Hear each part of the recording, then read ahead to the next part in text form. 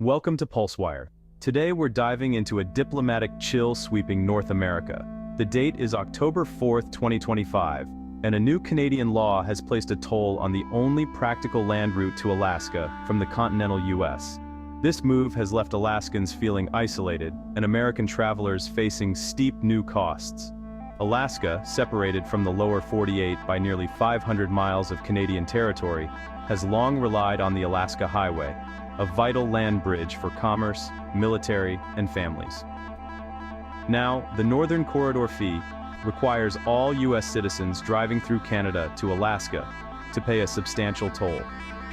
The law's swift implementation caught many by surprise, sparking outrage in Alaska and neighboring states. Residents and politicians call it an unfair tax, arguing it violates the spirit of U.S. Canada cooperation. For families, truckers, and military personnel, the journey to Alaska has suddenly become more complicated and costly. The open road to the last frontier now feels like a hostage to international politics. Why did Canada act now, and what can be done about it? Let's break it down. So, how does this toll work? The Northern Corridor fee targets any non-commercial U.S. vehicle using Canadian highways to reach Alaska. Travelers must pre-register online and prepay the fee before entering Canada. For a standard car, it's $250 one way. RVs pay $400. Round trips double the cost. Commercial trucks face separate, increased fees, raising prices for Alaskan consumers. The system impacts tourists, seasonal workers, and military families, none spared from the new expense. Vehicles get a strict 96-hour window to cross Canada, tracked by automated license plate readers. Overstaying means steep fines and possible denial of future entry. The rigid system leaves little room for delays, fundamentally changing the journey. The toll's impact is immediate and far-reaching. Alaskans are furious. For many, this toll feels like a direct attack on their way of life. Anchorage resident Sarah Jenkins says, "We're already isolated. Now Canada wants to charge us just to reach our own country?" Businesses relying on overland tourism and transport are alarmed. John Peterson, who owns an RV park near Tok, says bookings have plummeted. "This toll is a deal breaker.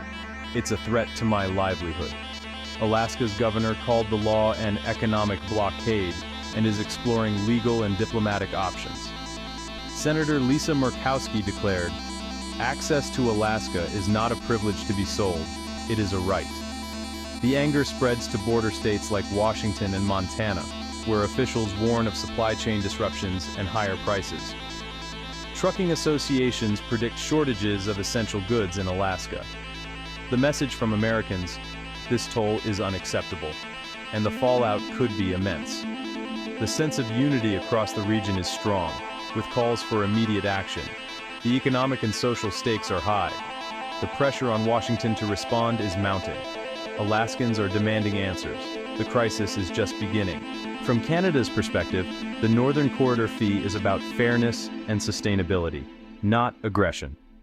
Canadian officials argue they've shouldered the cost of maintaining remote highways for decades, with U.S. transit making up nearly 40% of the traffic, but contributing little. Annual maintenance for these routes exceeds $100 million, covering snow removal, repairs, and emergency services. The toll is a user pay model to ensure long-term upkeep.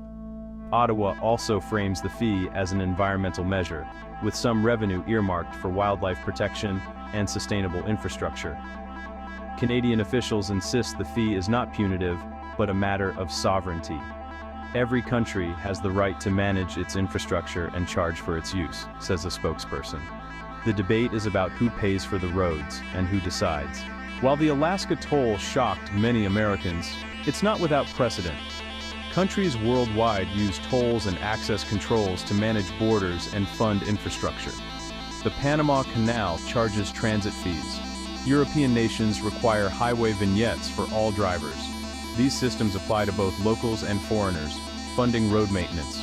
Politically charged controls exist too, like Spain's slow border checks at Gibraltar.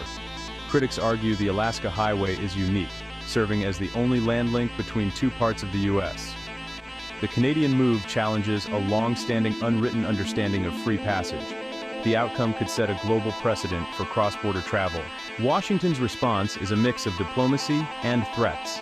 The State Department lodged a formal protest, seeking urgent talks with Ottawa.